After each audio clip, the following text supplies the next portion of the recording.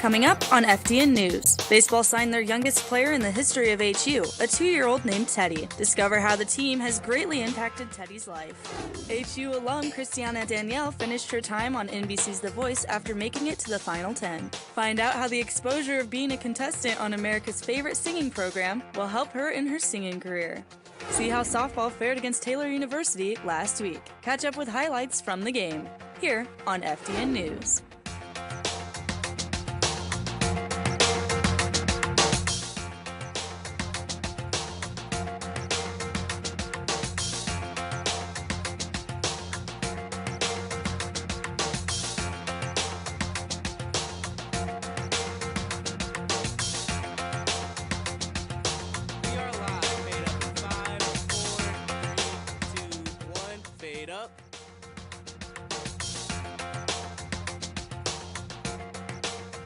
Good afternoon and welcome to FDN News. I'm James Ely.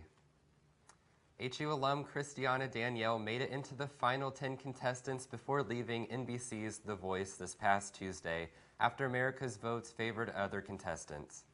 Christiana sang hit song Unchain My Heart in the saving round and was placed in the bottom 3 and eventually eliminated. Students believe that even though she is not a contestant anymore, the exposure from the show will boost her singing career.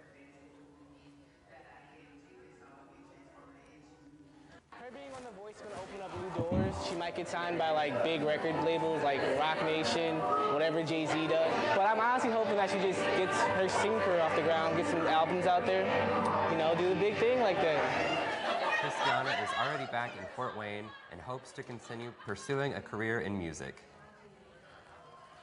HU's quad was busier and fuzzier than normal for the annual event Dr. E Had a Farm.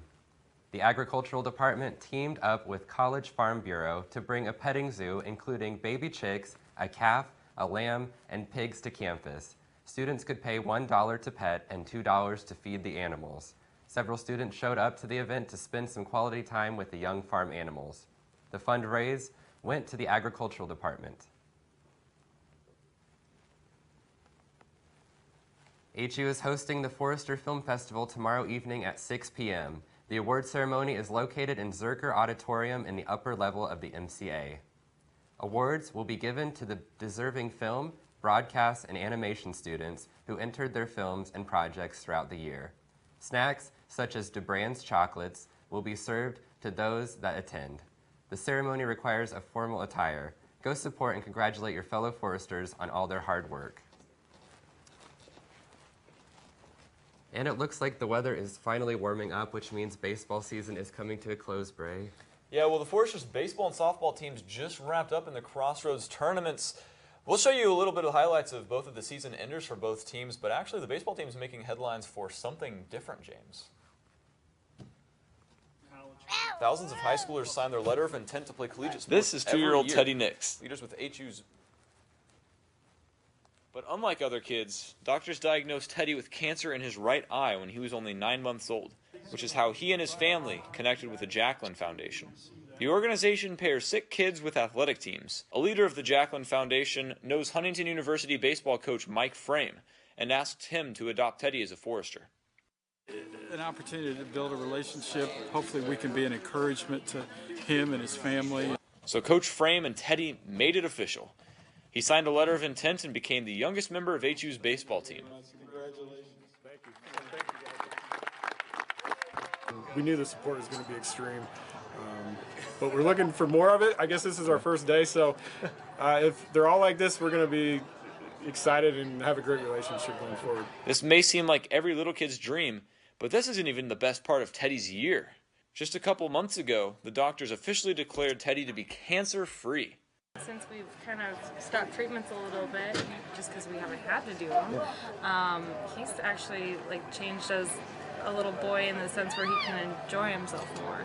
The newfound family gives strength and support not only to the young boy, but leaves a lasting impact on young athletes learning the true meaning of a team. The Foresters look to finish their season strong with a win during their last home game last week.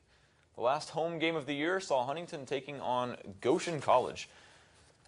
See here in Forest Glen Park, Adam Roser hits a soft shot between first and second, pulling the first baseman, making Roser safe. Just barely gets over there, but does get on base in the bottom of the first. Next inning, Cody McCoy sends a pop ball just foul of the line, but it is tracked down by the Forester defenseman. Top of the fourth, go-ahead run on third. Colby Mason, we'll see in just a moment, had a good day on the bat. Gets a nice sacrifice fly to give the Maple Leafs the 1-0 lead. Runs in and scores pretty easily. Goshen gets on the board for the first time. Skip down to the bottom of the ninth inning. Down 3-1 with bases loaded. The Foresters send a shot to left center field to make it a one-run game. Senior Hunter Loskamp. In just a moment, you'll see him hit a fly ball right to center. Closing off the game, 2 runners on. Tying run on second base, but not able to get the run to score. Marion in a 9-1 final. Well, last night, the Foresters played in the championship game of the Crossroads League tournament, but came up short of the Knights for Marion in a 9-1 final, close final. The Lady Forester softball team looked to even the home series with Taylor last week. It was game day for the Lady Forester softball team as they take on Taylor.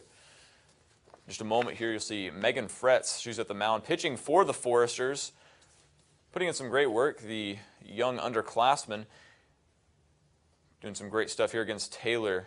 First inning, trying to hold everything off for Taylor. Nice job by her. Catches a pop fly off the bat for the Foresters. Next inning, an unforced error, though, by Marty Smith allows Taylor to advance a runner into scoring position.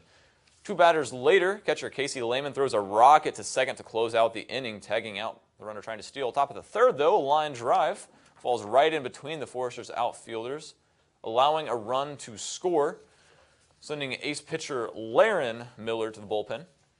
But the pitching change wasn't the problem as a fly ball gets lost in the sun and lands inches away from the glove of Beachy. The Foresters went on to lose 7-1 to the Trojans. The Forester softball season also ended with a loss to Taylor in the 12th inning of the Crossroads League tournament. And that's all we have for you on this edition of FDN News, my final edition of FDN News.